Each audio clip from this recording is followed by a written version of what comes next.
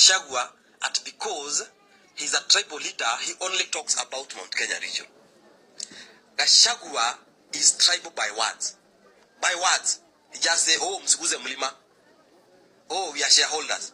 But the most tribal person in this country, the most tribal leader in this country is William Samoei Ruto. Just go to the appointments that he made after he took over the government of all the CEOs of all the parastatos. Just take any parastato and look who is the CEO, who is the chairman, and who is the board.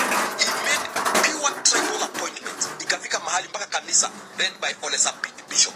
Wakalalamika wakamwambia, now this is too much. You are becoming a tribal leader. All the appointments. And you guys are joking. The most tribal person. Just go to the institutions that are employing Kenyans. Go to TSC.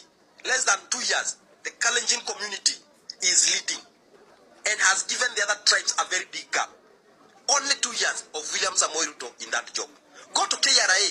Ilibidi High Court isimamishe those appointments. Zilikuwa zinafanywa on pure tribal basis. Zimesimamiwa na mtu anaitwa William Samoei Ruto, the most tribal person in action. Na huwa anafanya all those tribal appointments. Then akikuja kwa watu anaanza kusema tunataka Kenya moja, tunataka muungane, Kenya iende mbele ikiwa moja. The most tribal person. Kenyans, you are going to make a very big mistake.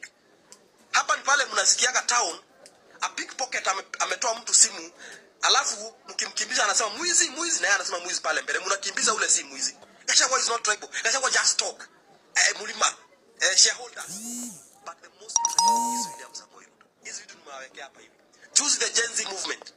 Wamepigania they need a good country. And those people they kasema Murkomen nyumbani, akina Chiri nyumbani, akina Moses Kuria nyumbani, akina Mithika Linturi nyumbani. The most tribal leader akarudisha the most corrupt because they are from his community. Akarudisha Chilchil. In fact, akamweka transport.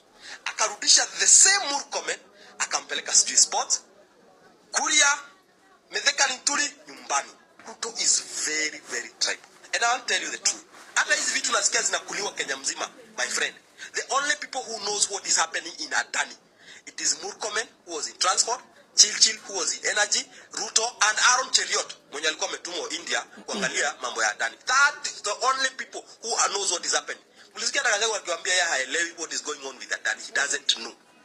And maybe that is the reason they want Gachagua out, because Gachagua anachimba, kwani mnakula peke yake, hata mimi nataka kukula.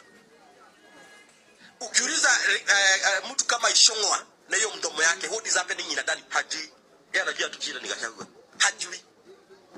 I'm telling you for free, the most tribal person in this country is none other than William Samoei Ruto.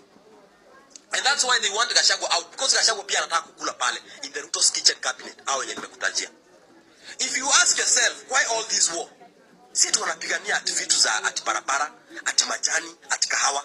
You remember very well, the person who came and told us that Nairobi inakulua yote na mtu anaitwa Oscar Sudi, every month anapoa over 300 million, was none other than Gakuya. And Gakuya is a Gachagua person like this. So lazima walienda kwa meza. Sudi akawaambia hatugawani, hizi ni zetu, Ruto's kitchen cabinet na Mudosi, nyinyi mkaa hivyo.